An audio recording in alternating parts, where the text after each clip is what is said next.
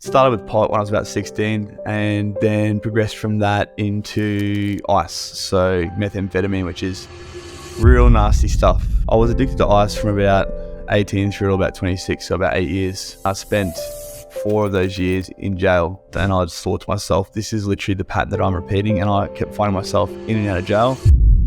I need to do better. Welcome to the Queendom. I had a pretty good upbringing. I came from a good family. Parents, big house, pool, really good upbringing, right? Went to good schools, all that sort of stuff. My parents got divorced when I was about 13 years old, and I think that's about the point where I started to go off the rails a little bit. There was that, I guess you'd call it, feeling of abandonment. And I know a lot of people struggle with this, feeling like they're not getting the love they need, even though their parents obviously doing the best they can. We've got to obviously give that to our parents. Like, I don't think there's really many parents out there that intentionally hurt their children, right? But obviously we all carry these wounds from childhood. Now, this led me to obviously being abandoned, feeling like I was being abandoned. I found myself looking for acceptance in all the wrong places. So drugs, alcohol, girls, all of the above. I found myself actually hanging around with a lot of people that were using drugs. That was my thing. So I started off smoking pot when I was about 16 years old with a couple of people that I actually worked with. I worked at McDonald's, that was my first job.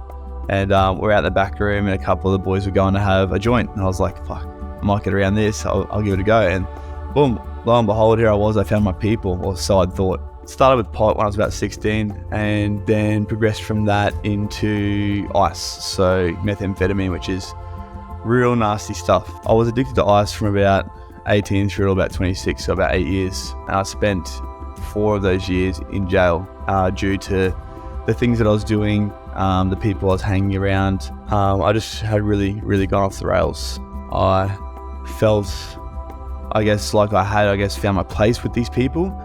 But after being in jail, I realized that, at the end of the day, none of these people were there when I was locked up. None of these people were there. The only people that were actually there were my family. Through all of it, my family always supported me. They always had my back. And after sitting in that jail cell, so like I said, it was about 4 years over about 6 different occasions. And the longest that I spent in there was 1.5 years. Hey guys, real quick. Have you ever been stressed out or stuck on a problem you just can't seem to figure out, and then a friend or a mentor comes along with like a fresh perspective and shows you a solution that completely changes the game for you? I'm smiling right now as I say this because I know I've had a ton of these moments while building my businesses and remembering back to all the people I have been helped by, which gets me so excited. So I want to pass on the information here and give you guys a favor to build this Queendom community. Whatever platform you are listening on, I encourage you to hit that subscribe button and tune in every Wednesday, because you just never know when you will hear that special something that completely changes the game for you. And when it happens, make sure you leave behind 5 stars so we know our efforts are making an impact. I love you guys. Let's get back into it. Drugs, like I said, a high quantity of drugs, stolen cars, assault, just all the bad shit. Pretty much, you'd call us the scum of the earth at that point in time. Yeah, I found myself in jail, and that was the point where I was like, you know what, I'm better than this. I saw the same people coming through the system, and where I was working at the time was the reception wing. So everyone that came into the jail would come through this wing, and I literally saw the same people 3 or 4 times within a couple of months, and I just thought to myself, this is literally the pattern that I'm repeating, and I kept finding myself in and out of jail. I need to do better. I guess fitness was actually my out. Fitness, training, health, all that sort of stuff was my out. When you're in jail, you're literally surrounded by, junkies, thieves, people that are considered to be the lowest of the low. But at the end of the day, they're not all like that. Some people have just lost their way, and I think that it's never too late for anyone to change. And for me, the thing that got me to change was the fitness side of things. So in their training, I literally had no idea what I was doing. No idea. I'd never picked up a weight in my life, never lifted anything. Maybe used to do some push-ups and sit-ups when I was younger, trying to get a six-pack when I was a kid. Once again, looking for that external validation from females and that sort of stuff, right? But yeah, so I just followed the boys. We did some squats. We had no weights or anything like that, so we'd use other prisoners as weights for squats. We'd do push-ups, we'd do dips, we'd do all that all day long. And before long, I found that I really liked this, not just for obviously, I guess, the physical side of things, but how it made me feel inside. It was like I started to get this endorphin, right? This dopamine that I hadn't had for such a long time. I thought, you know what?